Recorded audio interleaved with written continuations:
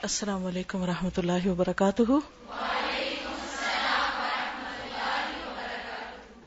نحمده ونصلی علی رسوله الکریم، اما بعد فاعوذ باللہ من الشیطان الرجیم، بسم اللہ الرحمن الرحیم، رب اشرح لی صدری ویسر لی امری واحلل عقدۃ من لسانی یفقہوا قولی۔ آپ لوگوں کا پہلا پارہ مکمل ہو گیا، بہت مبارک ہو۔ کیسا لگ رہا ہے آپ لوگوں کو؟ خوش ہیں؟ ڈر کس بات کا؟ پتہ کیوں نہیں؟ تو ایسا نہ کریں، تو چھوڑ دیں، دعا مانگے، بالکل اللہ تعالیٰ سے باتیں کریں۔ جی آپ فرمائیے، پتہ کیوں نہیں؟ یقین نہیں اللہ پر یقین رکھیں، اعتماد رکھیں اور اچھی امیدیں رکھیں۔ اچھا گمان رکھیں گے تو اللہ تعالیٰ آپ کے لیے ویسے ہی کر دے گا انشاءاللہ۔ ٹھیک ہے نا؟ تو ہم تھوڑا سا ریوائز کر لیں، دیکھتے ہیں اس میں کیا کچھ ہے۔ آپ لوگوں نے تو بہت کچھ سیکھا ہی ہے، میں بھی سیکھ لیتی ہوں تھوڑا دہرائی کے ساتھ۔ شروع سے کھول لیجئے۔ ہاں اچھا، یہ بتائیے کہ آپ کو یہ محسوس ہو رہا ہے کہ اللہ نے آپ کو کوئی نعمت دی ہے تو اس پر خوش ہونا چاہیے نا۔ قرآن مجید کا آغاز ہوتا ہے سورۃ الفاتحہ سے، اور سورۃ الفاتحہ کا آغاز ہوتا ہے الحمدللہ سے۔ الحمدللہ، تو جب پارہ مکمل ہو جائے تو کیا کہنا چاہیے؟ الحمدللہ، تعریف اللہ کے لیے۔ کیا آپ کے لیے یا اللہ کے لیے؟ عام طور پر تو یہ ہوتا ہے کہ جب ہم کوئی کام کرتے ہیں تو ہم تعریف ایکسپیکٹ کرتے ہیں، اور کوئی تعریف کرے تو ہمیں اچھا بھی بہت لگتا ہے، اور کوئی تعریف نہ کرے تو ہم اداس بھی بہت ہو جاتے ہیں۔ لیکن قرآن ہمیں کیا سکھاتا ہے کہ اپنے لیے تعریف چاہنے کی بجائے کس کی تعریف شروع کر دو؟ اللہ کی۔ ہم نے کیا کیا ہے؟ صرف پڑھا ہی ہے نا اس کو جو اللہ نے بھیجا ہے، لیکن اصل بھیجنے والا تو وہ ہے اس کتاب کو۔ اگر آپ کے والدین یا آپ کے استاد آپ کی تعریف کر دیں کہ ویل ڈن، بہت اچھا کیا، بہت اچھا سبق سنایا، بہت اچھے نمبر لیے، اتنی بڑی اچیومنٹ ہو گئی آپ کو، تو اس پر آپ سب خوش ہوں گے۔ اس وقت آپ کی زبان سے عموماً کیا نکلتا ہے جب کوئی آپ کی تعریف کر رہا ہوتا ہے؟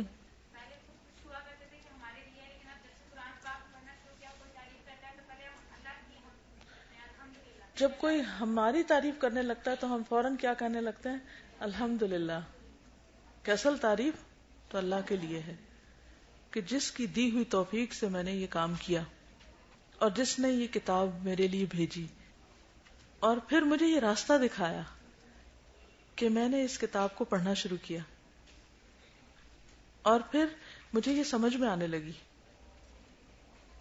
تو جتنا زیادہ ہم اللہ کا انعام محسوس کرتے ہیں، اتنے ہی سچے دل سے پھر اللہ کی تعریف کرتے ہیں۔ الحمدللہ۔ ایک گہرا سانس لیں،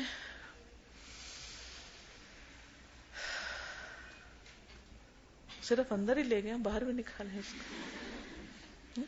دوبارہ لیں، کہیں الحمدللہ۔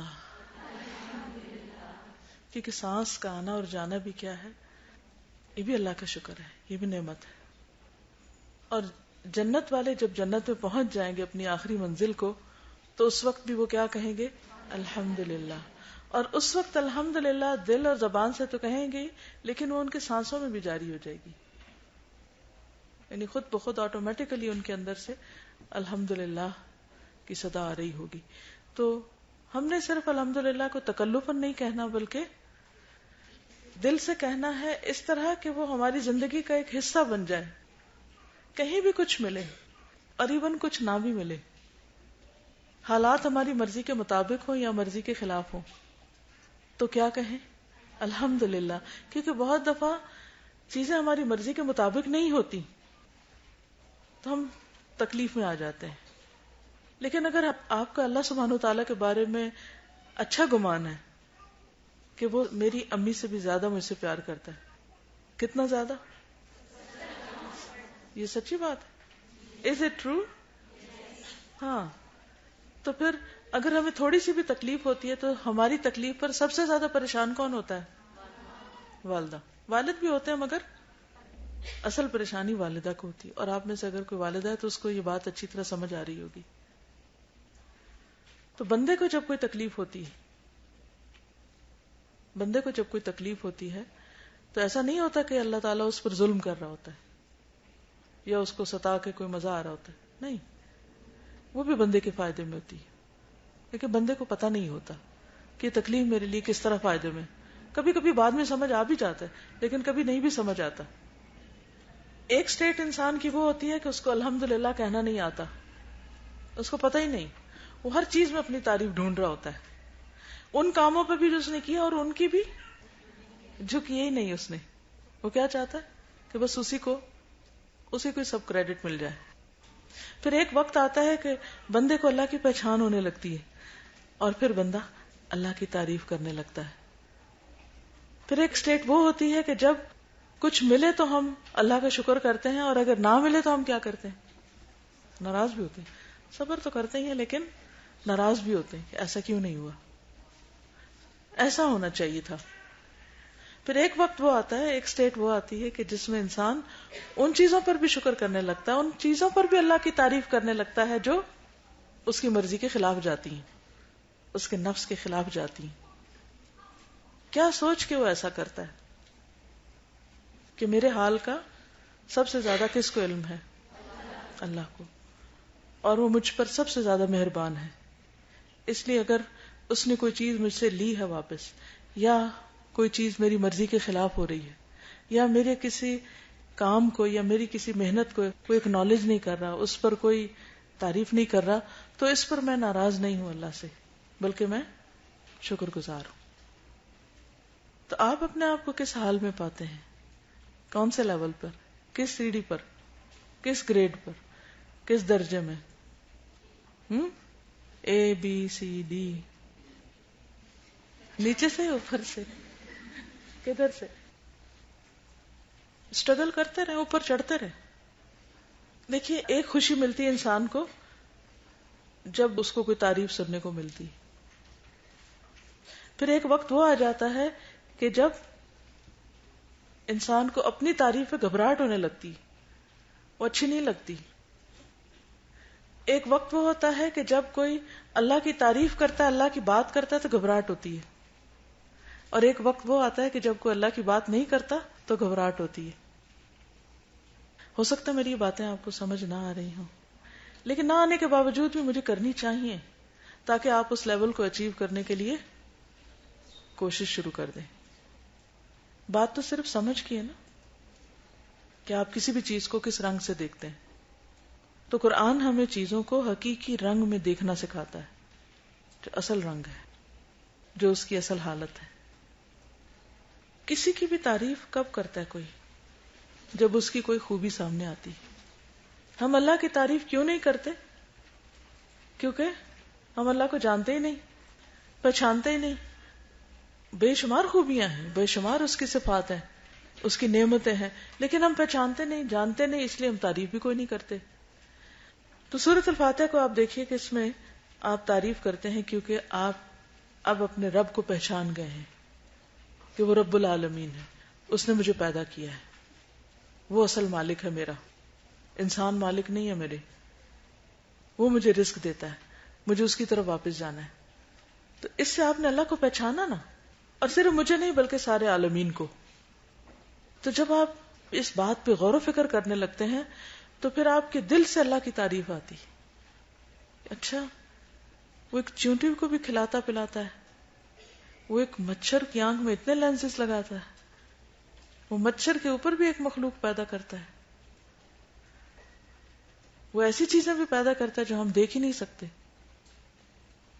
وہ مختلف چیزوں سے انسانوں کو، جنوں کو اور فرشتوں کو پیدا کرتا ہے، کسی کو آگ سے، کسی کو نور سے، کسی کو مٹی سے. تو جتنی جتنی اللہ کی پہچان بڑھتی جاتی ہے اتنی اتنی تعریف اور شکر زیادہ ہوتا جاتا ہے. تو جب کوئی اللہ کی تعریف نہیں کرتا، اللہ کا ذکر نہیں کرتا، تو فوراً اس کے بارے میں فکر مند ہو کہ اصل بات یہ ہے کہ اس کو پہچان ہی نہیں، پتہ ہی نہیں. بعض اوقات ایسا ہوتا ہے نا کہ آپ کہیں کسی مارکیٹ میں جا رہے تھے، کسی مال میں جا رہے تھے، تو جن لوگوں کو مثلاً مختلف برانڈز کی پہچان ہوتی ہے، وہ جلدی سے اس کو کہتے واو یہ فلاں چیز یہاں رکھی ہوئی ہے اور یہ سیل پر ہے. تو اس کی جو خوشی کی حالت ہوتی ہے وہ ساتھ والوں کی تو نہیں ہوتی اور میرے جیسوں کی تو نہیں ہو سکتی، ان کو پتہ ہی نہیں ہے کیا چیز ہے. ایک دن میں کسی کے ساتھ جا رہی تھی تو ایک بیگ نظر آیا، تو نے کہا آپ کو پتہ ہے اس کی قیمت کیا ہے؟ میں نے کہا مجھے نہیں پتا. کہتے 10,000 درہم. 10,000 درہم، اس میں کیا چیز ہے؟ میں تو کبھی نہ خریدوں، مجھے تو اس میں کوئی ایکسٹرا آرڈنری چیز نظر نہیں آ رہی. تو جو لوگ اس کمپٹیشن میں پڑے ہوئے ہیں ان کی ایکسائٹمنٹ کا حال آپ دیکھیے. تو اسی طرح نیکیوں کی بھی کچھ کمپٹیشن ہوتے ہیں. اللہ تعالیٰ کو پہچاننے کا بھی ایک کمپٹیشن ہو سکتا ہے کہ کون کتنا پہچانتا ہے، اس کے بھی درجے ہو سکتے ہیں. پھر ان لوگوں کو جتنی پہچان ہوتی جاتی اس کی خوشی کا عالم کچھ اور ہی ہوتا ہے. تو زیادہ سے زیادہ اللہ کو جاننے کی کوشش کیجیے، اس سے آپ دنیا میں بھی خوش رہیں گے، آخرت میں بھی. اللہ کو جاننے کے لیے اللہ کی صفات کا علم ہونا ضروری ہے. انشاءاللہ میں نے ایک تہیہ کیا، ایک اپنے ساتھ عہد کر کے آئی ہوں کہ میں جلد ہی اللہ کے پیارے پیارے نام پڑھاؤں گی انشاءاللہ. اللہ کی صفات، جب وہ صفات جتنی گہرائی سے انسان دیکھتا ہے نا ان کو، اتنا زیادہ اللہ سے پیار ہوتا ہے. ان صفات کو صحیح معنوں میں جانے بغیر آپ اللہ کو پہچان ہی نہیں سکتے.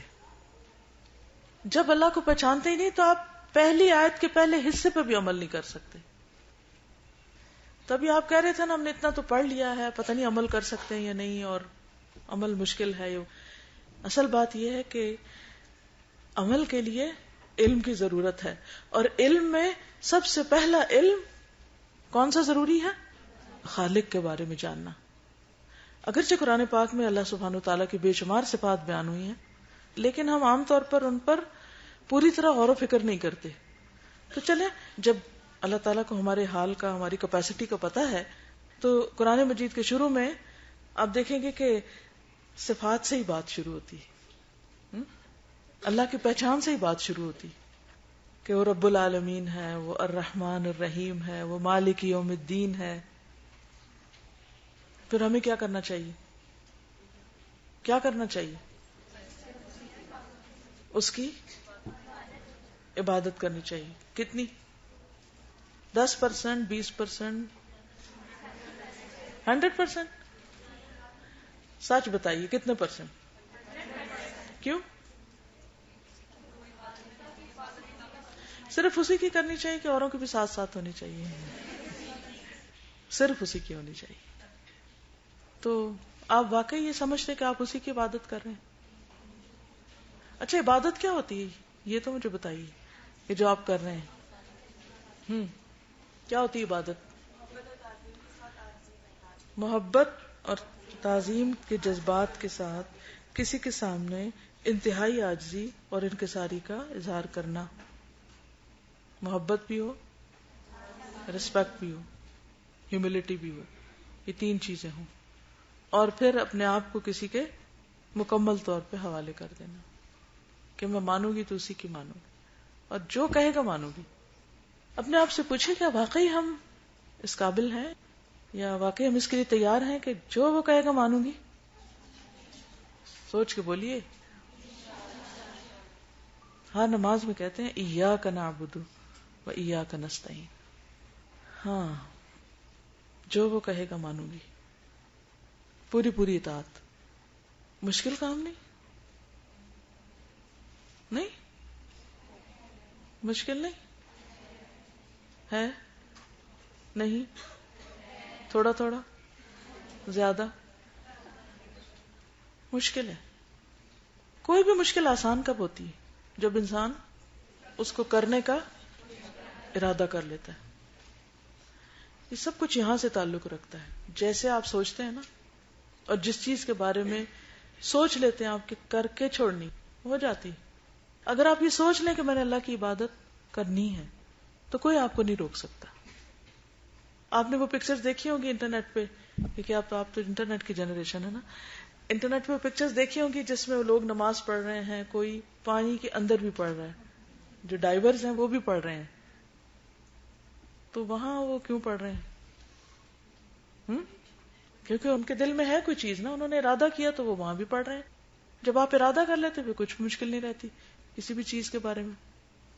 اور خاص طور پر اگر یہ پتا ہو کہ ہم پیدا ہی اس لیے کیے گئے ہیں اور قیامت کے دن ہم سے کسی چیز کے بارے میں نہیں پوچھا جائے گا کہ تمہارا گھر کیسا تھا، تمہاری گاڑی کیسی تھی، تمہارے کپڑے کیسے تھے، تمہارے جوتے کیسے تھے، تمہارے بیگ کیسے تھے، تمہاری پاس ڈگریاں کتنی تھی، ان کے بارے میں پوچھا جائے گا؟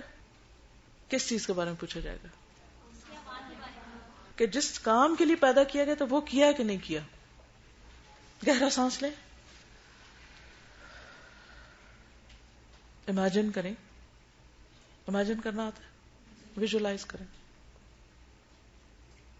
کہ ایک بہت بڑا میدان ہے اور اس میں ہم سب کھڑے ہیں، ملینز آف پیپل ہیں، کروڑوں لوگ، لیکن کوئی بول نہیں رہا. آپ جس سے بات کرنا چاہتے ہیں وہ آگے سے بھاگ جاتا ہے، اور اگر کوئی آپ سے بات کرنے کی کوشش کرتا ہے تو آپ اس سے منہ پھیر لیتے، اور آپ کھڑے ہیں کھڑے ہیں کھڑے ہیں کھڑے ہیں، سالوں گزر گئے ہیں، کھڑے ہیں، کسی طرف سے کوئی ہیلپ نہیں. اتنے میں آپ کو ایک کتاب دی جاتی اور وہ آپ کو بائیں ہاتھ میں ملتی، اور اس میں آپ کی زندگی کی وہ ساری باتیں لکھی ہوتی ہیں جو آپ نے اپنی زندگی میں کی، جو بولے، جو کھایا پیا لیا دیا، جہاں کہیں گئے، جس سے دوستی کی، ملاقات کی، جو کچھ لکھا، جو کچھ پڑھا، جو کام کاروبار کی، سب کچھ ایک فل سٹاپ اور ڈاٹ تک مسنگ نہیں ہے جو آپ نے دنیا میں کیا تھا. اب اس کو تولا جا رہا ہے اور آپ گھبرا اٹھتے ہیں کہ اب کہاں جاؤں، وہ تو ہے ہی نہیں اس میں جو ہونا چاہیے تھا. اب آنکھیں کھولیے اور واپس لوٹیے، ابھی وقت ہے نا وقت. آپ اس کتاب کو انڈو کر سکتے ہیں نا. اب تک جو فضول باتیں کی، جھوٹ بولے، دھوکہ دیا لوگوں کو، پیرنٹس کو، جو بھی غلط بیانی کی، کسی کا مال چرایا، کچھ بھی جو کیا، اس وقت اس کتاب کو آپ سب صاف کر سکتے ہیں پوری کی پوری، اور ایک نئی کتاب لکھ سکتے ہیں، وہ کتاب جس قرآن کے مطابق ہے. اس سے پہلے کہ آپ اس میدان میں پہنچیں، آپ چاہیں گے کہ کتاب آپ کو دائیں ہاتھ میں دی جائے، اور جب وہ آپ کے سامنے کھلے، قرآن مجید میں آتا ہے کتاب یلقاہ منشورا، کھلی کتاب ہوگی. ایک ہوتی ہے نا بند کتاب، کہتا ہے کھلی کتاب جس کا ایک ایک صفحہ، ایک ایک پیج انتہائی خوبصورت لکھا ہوا ہے، بہترین چیزیں ہیں اس میں، بہترین.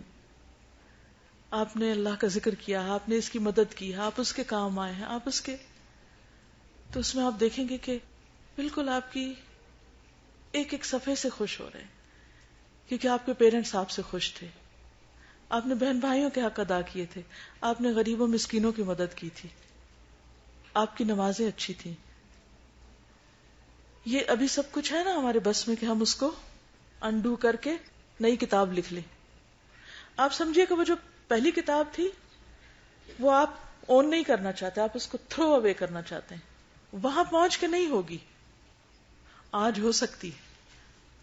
اسٹارٹ اے نیو لائف، نئی کتاب لکھیں، پھاڑ دیں پچھلی کو، پھینک دیں اس کو، مجھے وہ نہیں چاہیے. کیونکہ وہ دن ہوگا کہ جس میں کوئی بھی کسی کو نہیں پوچھے گا، ماں بھی نہیں پوچھے گی اپنے بچے کو، کوئی دوست کسی کے کام نہیں آئے گا، مال بھی کام نہیں آئے گا. انسان چاہے گا پوری دنیا بھر سونا لے کے بدلے میں دے دے، وہ بھی نہیں لیا جائے گا. اور فیصلہ صرف ایک ہستی کے ہاتھ میں ہوگا، اور وہ اللہ رب العزت ہے، مالک یوم الدین.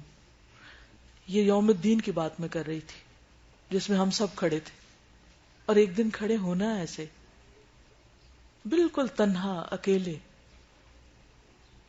اور اس کا مالک صرف ایک ہے، ایک، اور وہ ہے اللہ. اگر وہ راضی نہیں تو دنیا میں جو کچھ بھی کمایا سب بیکار ہے، اور اگر وہ خوش ہے ہم سے، کچھ بھی کھو گیا کوئی نقصان نہیں.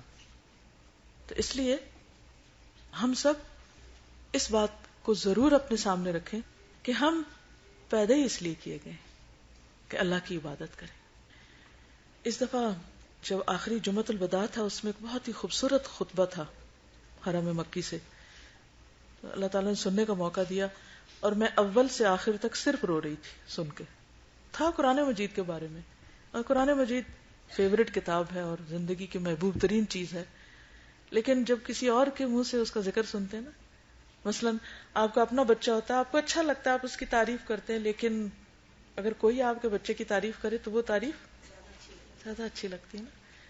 نبی صلی اللہ علیہ وسلم سب سے زیادہ اچھا خوبصورت قرآن پاک پڑھتے تھے، لیکن آپ کو پسند تھا کہ کوئی آپ کو پڑھ کے سنائے، تو اسی لیے آپ اپنے صحابہ سے کہتے تھے کہ پڑھ کے سناؤ. تو جب آپ کی محبوب ترین چیز کا تذکرہ آپ کسی کی زبان سے سنتے ہیں تو ایک اور ہی لطف آتا ہے. تو اس میں انہوں نے مقصد زندگی پہ بات کی، قرآن پہ بات کی، اور اس میں ایک مثال دی، انہوں نے ایک واقعہ بتایا، اور یہ سچا واقعہ تھا. انہوں نے اس کو ریفرنس بھی بتایا. ایک شخص گائے پہ سوار ہو کے جا رہا تھا، کہیں گائے پہ سوار ہو، سمجھ آ رہی، کاؤ پہ چڑھا ہوا تھا. تو وہ اس کو چلا رہا تھا، تو اس کی سپیڈ تو بہت سلو تھی. گائے زیادہ سے زیادہ کتنا چل سکتی؟ تو اس نے اس کو مارا. تو وہ آگے سے بولی، ما خلقنا لہذا، ہم اس کام کے لیے پیدا نہیں کیے گئے. کیا مطلب؟ ہم سواری کے لیے نہیں پیدا کیے گئے، غلطی تمہاری ہے، ہمیں کیوں مار رہے ہو؟ ہم سے وہ کام کیوں لینا چاہتا ہے جس کے لیے ہم پیدا نہیں کیے گئے؟ تو جانور بول اٹھا. ہماری روح بھی کبھی چیخ کے بول اٹھتی ہے کہ جو کچھ ہم کر رہے ہیں ہم اس لیے پیدا نہیں کیے گئے تھے، لیکن ہم اپنے اوپر خوب ظلم کر رہے ہیں کہ جن کاموں کے لیے ہمیں بنایا نہیں گیا تھا وہ تو ہم نے اپنے اوپر طاری کر لیے، سوار کر لیے، اور جس کام کے لیے ہمیں بنایا گیا وہ ہم کرنے کو تیار نہیں. تو اینڈ آف دا ڈے کیا ہوگا؟ گائے دودھ دینے کے لیے، اس کے اوپر سواری کرنے کے لیے نہیں ہے. اگر کوئی بیٹھ کے اس پہ ایک شہر سے دوسرے شہر جانا چاہے گا تو نہیں پہنچ سکتا. تو اگر جانوروں کو اپنی زندگی کا مقصد پتا ہے، اللہ تعالیٰ پچھلی قوموں میں بعض اوقات ایسی چیزوں کو بلوا کے انسانوں کو سنوا دیتا تھا، اور قیامت کے قریب بھی ایک جانور نکلے گا اور وہ بولے گا انسانوں سے، جانور بول کے انسانوں کو بتائے گا کچھ چیزیں. تو جانوروں کو بھی پتا ہے کہ وہ کس کام کے لیے بنائے گئے ہیں. تو اگر انسانوں کو نہیں پتا کہ وہ کس کام کے لیے بنے ہیں تو بہت بڑے خسارے میں ہیں، بہت بڑے نقصان میں. لیکن آج انسانوں کی اکثریت اس جہالت کا شکار ہے کہ ان کو پتہ نہیں وہ کس کام کے لیے بنے ہیں. وہ دھوکے کی زندگی گزار رہے ہیں، اپنے آپ کو دھوکہ دیے ہوئے اور خوش ہیں، اور بھولے ہوئے اس دن کو کہ جب سارے چپ ہو جائیں گے، سب کی زبانیں بند کر دی جائیں گی، کوئی نہیں بولے گا، کوئی پہچانے گا نہیں آپ کو. تو اس لیے اپنے اوپر اپنی خیر خواہی کرتے وقت، اپنے آپ کا بھلا کرتے ہوئے، ہمیں جو کرنے کے کام ہیں ان میں سب سے زیادہ اللہ کی تعریف، سب سے زیادہ اللہ سے محبت، اللہ کی پہچان، اور پھر قیامت کے دن کی پہچان اور اس کی یاد دہانی، مالک یوم الدین. پھر اپنی زندگی کا مقصد، عبادت کے طریقے جاننا. کیونکہ اگر ہم کہتے ہیں ہم عبادت کے لیے بنے عبادت، اور پتہ ہی نہیں عبادت ہے کیا چیز اور عبادت کرنی کیسے ہے، تو کیا عبادت کریں گے؟ ہم کر سکتے ہیں، کوئی کام آتا ہی نہیں تو کیسے کریں گے؟ اور پھر مشکل کام ہے عبادت. اس لیے چھوٹی سے چھوٹی اور بڑی سے بڑی چیز میں اللہ کی مدد مانگنا ہے. اور اللہ سے مدد ایک تو دعا فارمل شکل، اور ایک مناجات انفارمل. اٹھتے بیٹھتے چلتے پھرتے جو کام نہیں کرنا ہے اللہ تعالیٰ سکھا دینا، مجھے کرنا ہے یہ کام، آپ مجھے سکھا دیں. سبق یاد نہیں ہو رہا، اللہ تعالیٰ مجھے یاد کرا دیں. اور مجھے تو وہ آیت بہت اچھی لگتی ہے، سنقرئک فلا تنسا، ہم تمہیں پڑھوا دیں گے پھر تم نہیں بھولو گے. میں کہتی ہوں اللہ تعالیٰ آپ نے نبی صلی اللہ علیہ وسلم کو یہ فرمایا تھا کہ ہم آپ کو پڑھوا دیں گے پھر آپ نہیں بھولیں گے، آپ ہمیں بھی اس طرح پڑھا دیں کہ ہمیں نہ بھولے. اللہ تعالیٰ سے باتیں، ہر چیز میں مدد مانگنا. اللہ تعالیٰ چاہتے تو یہاں یہ بھی کہہ سکتے تھے وَإِيَّاكَ نَدْعُو، ہم عام طور پر اس کا ترجمہ کیا کرتے رہتے ہیں؟ مدد چاہتے ہیں، اور مدد کو فوراً دعا میں کنورٹ کرتے ہیں اور دعا پہ لمبی چوڑی تقریر کرتے ہیں. ٹھیک ہے، دعا تو ہے، پکارنا ہے اللہ کو، مانگنا ہے، لیکن اذ نادى ربه نداء خفيا، جب اس نے اپنے رب کو پکارا چپکے چپکے، دل میں. اور پھر ہر معاملے میں سیدھا راستہ، صحیح ڈائریکشن مانگنی ہے اللہ سے. اہدنا الصراط المستقیم، اللہ ہم کو صحیح ڈائریکشن دے تاکہ ہم سیدھے چلتے رہیں، کیونکہ کہیں بھی ہمارا قدم پھسلا نہ، ادھر گرے ادھر پڑے ادھر مڑ گئے، کوئی غلط ڈیسیژن ہم نے زندگی میں لے لیا تو بڑی مشکل ہو جائے گی. تو سیدھا راستہ کون سا ہے؟ صراط الذین انعمت علیہم، جن کو اللہ سے انعام ملے. ٹھیک ہے نا؟ اچھا، دنیا میں انعام ملنے پر بھی ہم بہت خوش ہوتے ہیں نا. ایک انعام ہوتا ہے جو آپ کو اپنے پیرنٹس سے ملتا ہے، ایک ٹیچر سے ملتا ہے، پھر آپ مثلا اسکول ٹاپ کرتے ہیں تو آپ کو اسکول والے دیتے ہیں، پھر آپ بورڈ ٹاپ کرتے ہیں، پھر آپ کسی کنٹری میں ریکارڈ بریک کرتے ہیں، پھر ورلڈ ریکارڈ بریک کر رہے ہوتے ہیں. تو پھر جس لیول کا آپ کا کارنامہ ہوتا ہے اسی لیول کا آپ کا انعام ہوتا ہے. ایسے ہی ہوتا ہے نا. اور ایک یہ ہے کہ آپ کو آخرت کے دن اللہ سے انعام ملے گا، اور سب سے بڑا انعام ہے وہ کس کے لیے؟ جو بندہ بن کے رہا، جو اللہ کا بندہ بنا، جو یہ کہہ دے میں ہر بات مانوں گا، اللہ تعالیٰ میں آپ کی ہر بات مانوں گی، میرے لیے کوئی مشکل نہیں، مجھے اگر سمجھ نہیں بھی آتی کوئی بات میں پھر بھی مانوں گی، کیونکہ آپ نے کہی ہے نا. انسانوں میں سے بھی جس سے ہم محبت کرتے ہیں تو ہم ان کے سامنے کتنی عاجزی کا اظہار کرتے ہیں، اور ہم کیا کہتے ہیں؟ آپ جو کہیں گی میں کروں گی. کہتے ہیں ایسے؟ کہتے ہیں نا.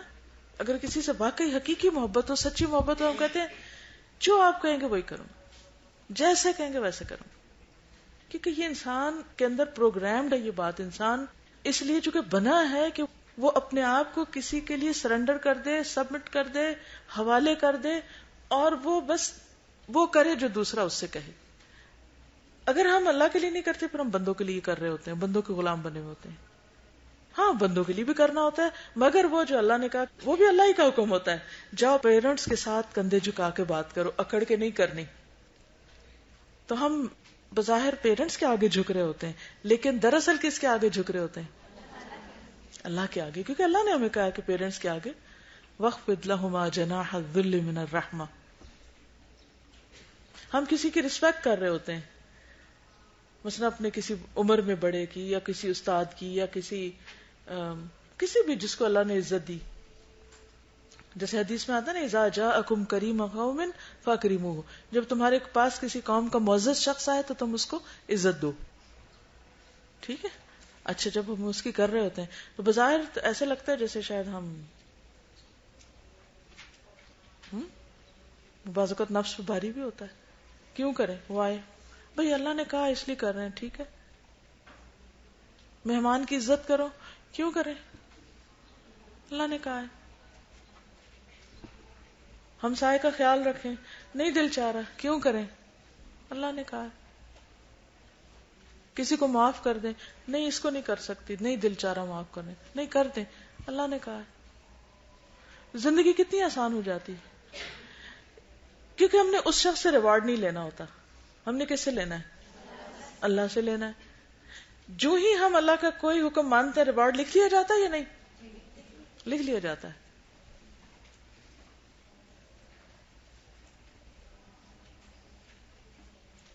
اور وہ کہاں ملے گا آپ کو ریوارڈ؟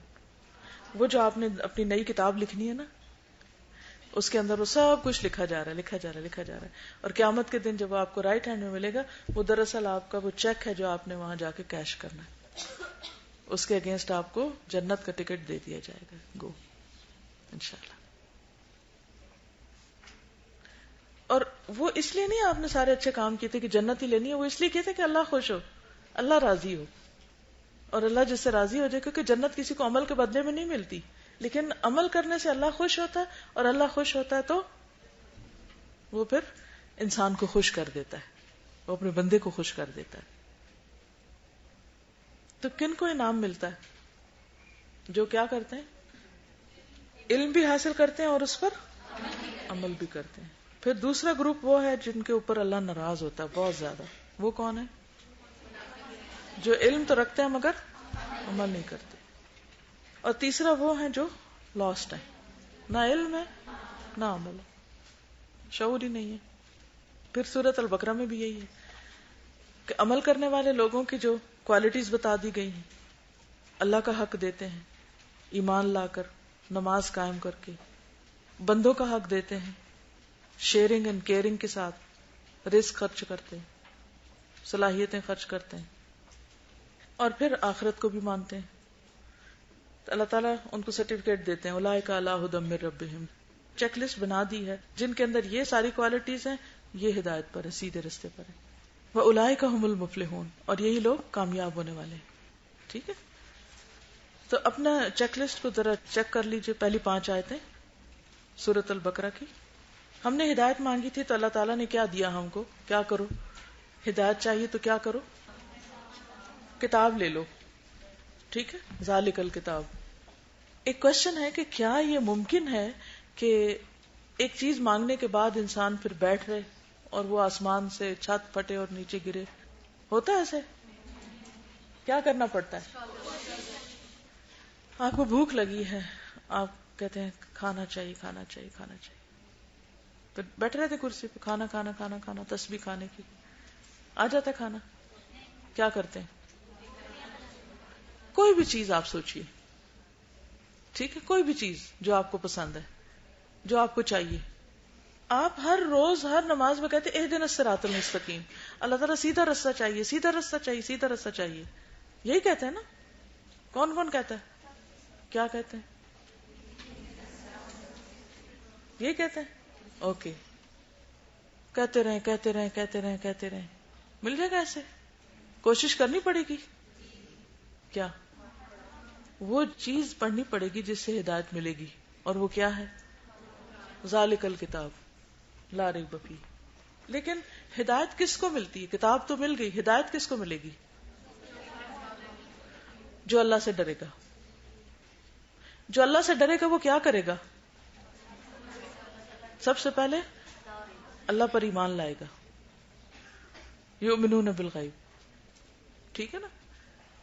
وہ اللہ کو، اللہ کے رسول کو، وحی کو، فرشتوں کو، آخرت کو، جنت، دوزخ، ان سب چیزوں کو مانے گا. پھر کیا کرے گا؟ نماز قائم کرے گا. اب چیک لسٹ اپنی چیک کرتے جائیں اپنے آپ کو. ٹھیک ہے، پھر کیا کرے گا؟ بندوں کا بھی خیال رکھے گا. صرف نمازیں نہیں پڑھے گا، بندوں کا بھی خیال رکھے گا، ان کے اوپر خرچ کرے گا. اور کیا کرے گا؟ سب کتابوں کو مانے گا. اور کیا کرے گا؟ آخرت پر ایمان رکھے گا. اچھا، آخرت کی ذکر تو غیب کے اندر بھی ہو گیا ہے، لیکن یہاں پر یقین کی بات ہے. یقین کیا چیز ہوتی ہے؟ یعنی جس میں کسی قسم کا کوئی شک ہے ہی نہیں، پکی بات ہے. ٹھیک ہے، یہ جو بات تھی نا شیئرنگ اینڈ کیئرنگ کی، اس کے بارے میں عام طور پر ہم بے خبر ہوتے ہیں، غافل ہوتے ہیں. لیکن ہمارے پاس جو کچھ بھی ہے، چاہے نالج ہے، چاہے عقل ہے کوئی اگر ہمیں کہے بے وقوف تو غصہ لگتا ہے، تو اس کا مطلب ہم عقل والے ہیں. ذہانت، انٹیلیجنٹ ہے، علم روز کچھ نہ کچھ تو ملتا ہی ہے نا، مال کچھ تو ہے ہی. تو اللہ نے متقی لوگوں پر لازم کیا ہے کہ جو ان کے پاس ہے وہ صرف اپنے لیے نہ رکھیں، اس کو شیئر کریں. جو ہم ان کو دیں وہ اس میں سے دیں. ٹھیک ہے، دینے والے انسٹنٹ ریوارڈ پاتے ہیں، دنیا میں ہی پا لیتے ہیں. سب سے پہلے کس شکل میں؟ خوشی، گریٹیفیکیشن کا جو احساس ہوتا ہے، اور ایک سکون، اطمینان. انگزائٹی چلی جاتی، ڈپریشن چلا جاتا ہے، خوف چلا جاتا ہے، غم چلا جاتا ہے. تو یہ ایک چھوٹی سی کہانی میں آپ کو سناتی ہوں. These are successful people. وہ 75 سال کے بابے تھے، ان کے 80% دانت گر چکے تھے، کانوں سے انہیں آوازیں نہیں آتی تھی، وہ سونگھنے، چکھنے اور چھونے کے حصوں سے محروم ہو چکے تھے. آپ کو پتا نہیں کہ جب جو انسان بوڑھا ہوتا جاتا ہے نا تو اس کے سینسز، ریفلیکسز ویک ہوتے جاتے ہیں، اور پھر اس کی زبان کا ٹیسٹ بھی ختم ہوتا جاتا ہے، پھر آہستہ آہستہ آگے چلتا جاتا ہے معاملہ. ان کے دونوں گھٹنوں میں بھی درد رہتا تھا، ان کی بینائی سے یکسوئی بھی ختم ہو چکی تھی، اور ان کے پورے جسم میں ایک راشا اور لرزہ بھی طاری تھا. وہ 5 برس سے صاحب فراش تھے. کیا مطلب؟ بستر پر لیٹے ہوئے تھے. یہ 5 برس انہوں نے گھر پر گزار دیے. سردیاں آتی تھی تو نوکر ان کو کرسی دھوپ میں رکھ دیتے تھے، وہ سارا دن لان میں بیٹھ کر اونگتے رہتے. گرمیوں میں وہ اے سی کے سامنے بیٹھ جاتے، باہر کے موسم میں ان کے کمرے کی کھڑکیاں کھول دی جاتی اور وہ شیشے کے پاس بیٹھ کر کیاریوں میں لرزتے کانپتے پھول دیکھتے رہتے. ان کی اہلیہ کو ساتھ چھوڑے 10 برس ہو چکے تھے، فوت ہو گئی تھی بیوی. ان کے بچے سعادت مند تھے لیکن اپنے اپنے کاروبار میں مصروف تھے، اور ان کے پاس بابا جی کے لیے وقت نہیں تھا. وہ بھی اپنے بچوں کی مجبوریوں کو سمجھتے تھے. ان کا اپنا فلسفہ تھا، کاروبار اس وقت تک کاروبار نہیں بنتا جب تک انسان پوری طرح اس میں جذب نہ ہو جائے. وہ جانتے تھے کسی اچھے اور کامیاب بزنس مین کے پاس فیملی، دوست، احباب اور ماں باپ کے لیے وقت نہیں ہوتا. وہ خود شاید اسی طرح انہوں نے زندگی بسر کی ہوگی، اللہ عالم. تو ان کو پتا تھا کہ کامیاب انسان کے لیے دوسروں کے لیے وقت نہیں ہوتا.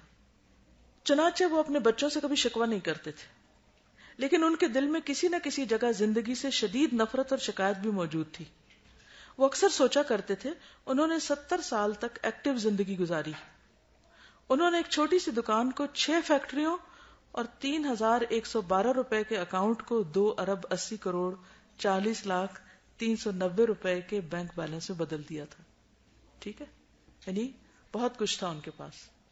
لیکن پھر جو ہی ان کی زندگی نے 70 سال کی دہلیز پہ قدم رکھا، ان کی ساری ایکٹیویٹی یکدم ختم ہو گئی اور وہ بیکار ہو کر گھر بیٹھ گئے. کیوں؟ وہ اکثر سوچا کرتے تھے اگر قدرت کو ان کی مزید ضرورت نہیں تو پھر وہ کیوں زندہ ہے، وہ مر کیوں نہیں جاتے. انہیں ان سوالوں کا کوئی جواب نہیں ملتا تھا. لیکن پھر پچھلے دسمبر کی دھوپ آئی، وہ لان میں بیٹھے عصر کے وقت انہوں نے آسمانوں کی طرف دیکھا اور اپنے اللہ سے پوچھا، پروردگار میں کیوں زندہ ہوں؟ یہ وہ وقت تھا جب گمان اللہ کا جواب بن کر ان کے دل پر اترا.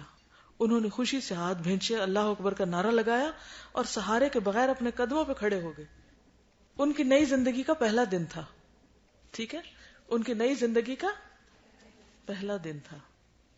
کیا ہوا ہوگا 75 سال کے بعد ایک انسان دوبارہ ایک نئی زندگی شروع کرتا ہے؟ کیسے؟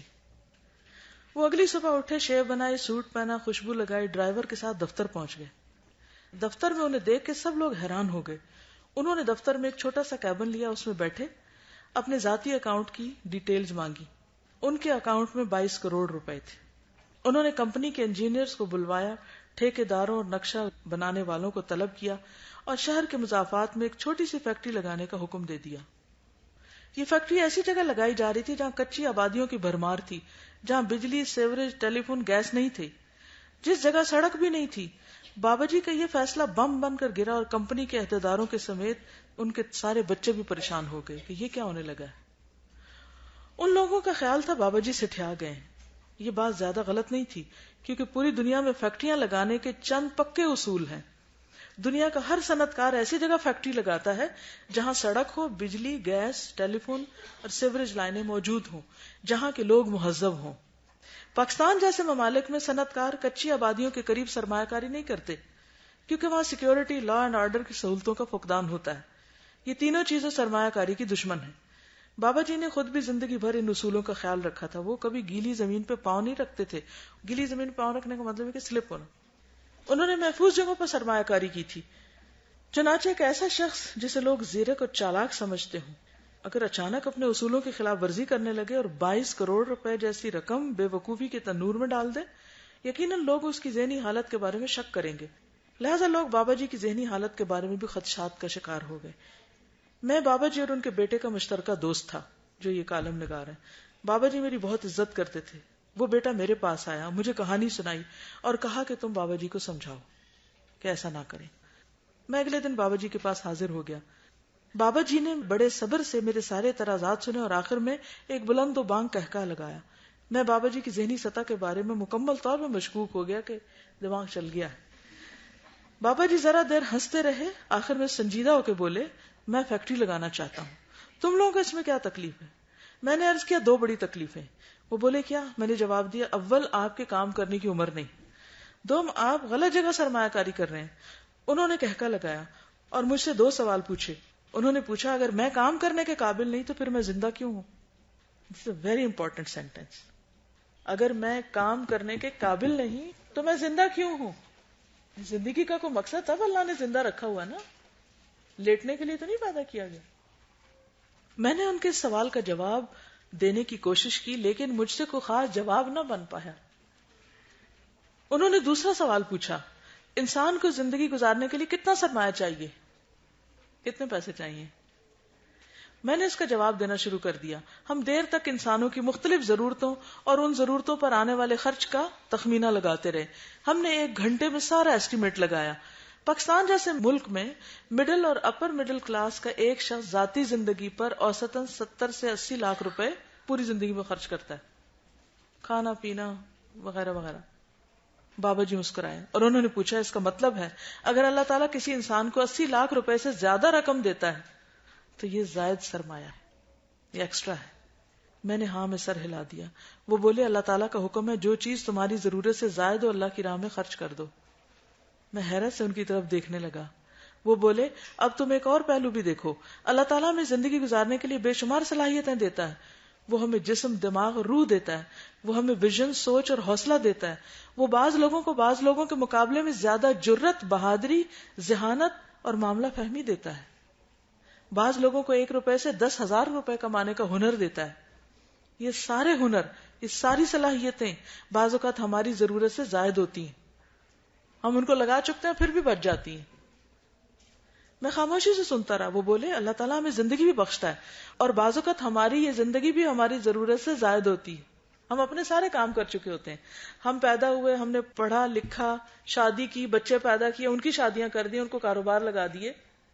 اب ہماری یہ جو زائد زندگی ہے یہ کیا ہے؟ یہ فالتو نہیں ہے، یہ بھی کسی کام کی ہے. کیونکہ عام طور پر لوگ کیا سمجھتے ہیں زندگی کا مقصد؟ ڈگری لینا، ڈگری لے لی، شادی کرنا، شادی ہو گئی، بچے ہونا، بچے ہو گئے، ان کو پالنا بڑا کرنا، وہ بھی ہو گئے، شادیاں کرنا، وہ بھی ہو گئی، پھر ان کے بچے ہو گئے، سب کچھ ہو گیا. بزنس بھی اتنا ہو گیا کہ اب اتنا ہے کہ بیٹھ کے کھا سکتے ہیں، اب کچھ کرنے کو نہیں. تو یہ جو شیئرنگ کا کانسیپٹ ہے بہت وسیع انداز میں یہاں بیان ہوا ہے. اس لیے میں چاہ رہی تھی کہ اس کو تھوڑا اور ڈیٹیل میں آگے اس کو بڑھائیں. اب اس کے اوپر آپ غور کریں گے، پتہ نہیں آپ سن بھی رہے ہیں یا نہیں سن رہے ہیں، زیادہ غور سے سن رہے ہیں. ٹھیک ہے، یہ بہت اہم بات ہے. کیا کیا چیزیں ہمارے پاس ہیں؟ مما رزقناہم میں یہ لفظ بول دیتی ہوں، آپ لکھ لیں اپنے پاس کیونکہ یہ خرچ کرنے ہیں آپ نے. صلاحیتیں، جسم، دماغ، ویژن، سوچ، حوصلہ، جرت، بہادری، ذہانت، معاملہ فہمی، زندگی. مثلا تم مجھے دیکھو، میں نے اپنے سارے کام 60 سے 70 برس تک پورے کر لیے تھے. اس کے بعد کی زندگی مجھے زائد سی محسوس ہوتی تھی کہ اب میں کسی کی ضرورت نہیں. آپ دیکھیں اکثر بوڑھے لوگ ڈپریشن میں ہوتے ہیں، کیا کہتے ہیں؟ اب ہماری کسی کو ضرورت نہیں رہی. نہ ہسبینڈ کو ضرورت ہے، نہ بچوں کو ضرورت ہے، نہ کسی اور کو ضرورت ہے. لیکن جو شخص کام کرتا رہتا ہے وہ آخر دم تک لوگوں کی ضرورت ہوتا ہے. جب ہم مکہ میں تھے تو اطلاع آئی کسی اسکالر کا انتقال ہوا ہے. وہ 112 سال کے ہو کے فوت ہوئے اور صرف چند دن پہلے تک پڑھا رہے تھے. اس سے پہلے میں نے جو پی ایچ ڈی کی تھی اس میں جس کتاب پہ کام کیا تھا اس کے لکھنے والے ابو طاہر السلفی، ان کے بارے میں جب میں نے پڑھا تھا تو میں بہت زیادہ متاثر ہوئی تھی اور بہت کچھ میں نے ان کی لائف سے سیکھا اور میری اپنی لائف کا پیٹرن چینج ہو گیا. بہت کچھ میں نے تبدیلیاں لائی اپنے اندر. وہ 106 سال کے ہو کے فوت ہوئے تھے ابو طاہر السلفی.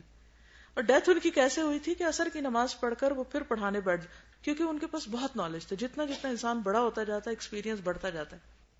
تو دنیا بھر سے لوگ ٹریول کر کے ان کے پاس آتے تھے ان سے سند لینے کے لیے. تو وہ بھی بخل نہیں کرتے تھے، علم میں بھی بخل برا ہوتا ہے. یہ ان اسکالر کے بارے میں بھی بتایا گیا کہ ان کے دروازے طالب علموں پہ ہر وقت کھلے رہتے تھے.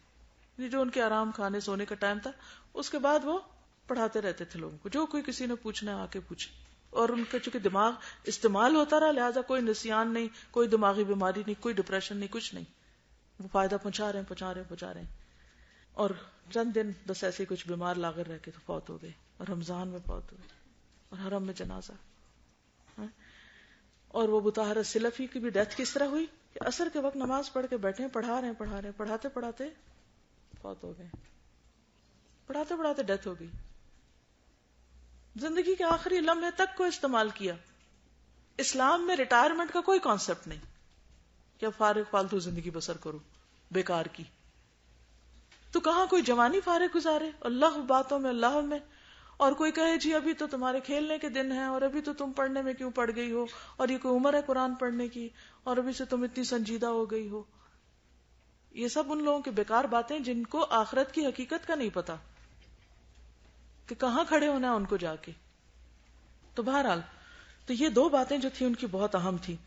وہ کہتے مجھے لگتا تھا میری زندگی زائد سی ہے، میں خاموش رہا. وہ بولے میں اب تمہیں بتاتا ہوں، انسان کا زائد سرمایہ صلاحیتیں اور زائد زندگی اللہ اور اس کے بندوں کی امانت ہوتی ہیں، اور اگر ہم یہ زائد زندگی، زائد صلاحیتیں، زائد سرمایہ اللہ کی راہ میں خرچ نہیں کرتے تو ہم اللہ کے گنہگار ہیں.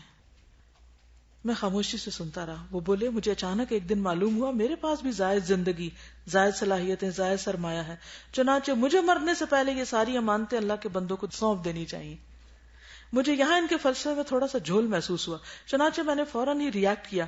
میں نے عرض کیا لیکن اللہ کی امانت لوٹانے کے لیے فیکٹری لگانا تو ضروری نہیں.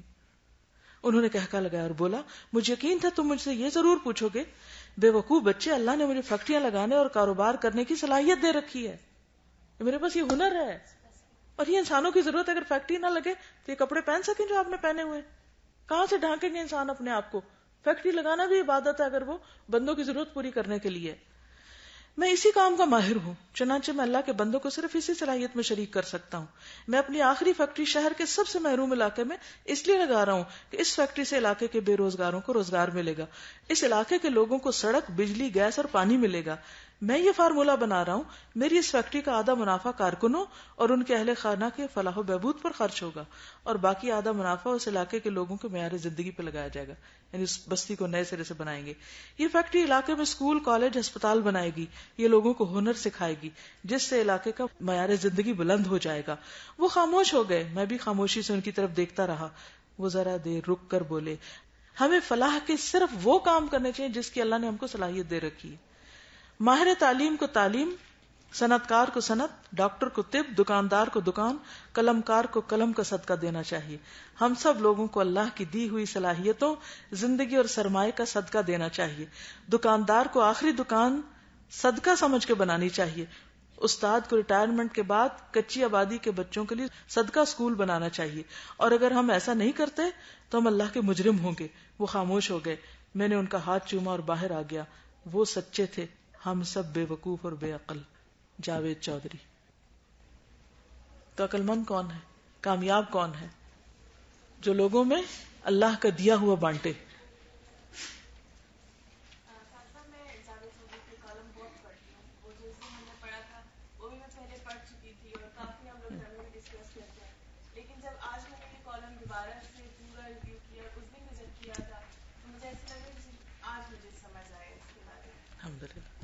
اللہ کرے کہ ہم عمل کر سکیں، ٹھیک ہے نا.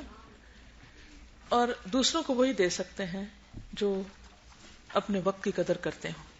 جو فضول بیکار باتوں میں، ادھر ادھر کی چیٹنگ میں اور فیس بک پہ اور یہاں وہاں وقت گزارتے ہیں، وہ دوسروں کے لیے کچھ کر نہیں سکتے، الا یہ کہ ان سب چیزوں کو انسانوں کے فائدے کے لیے استعمال.